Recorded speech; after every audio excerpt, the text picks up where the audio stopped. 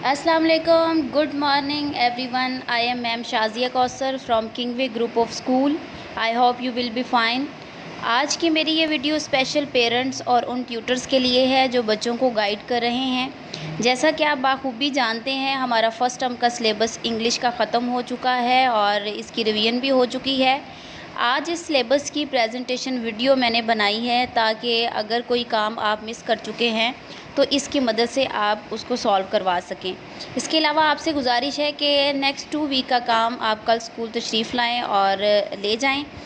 Let's start the video presentation video.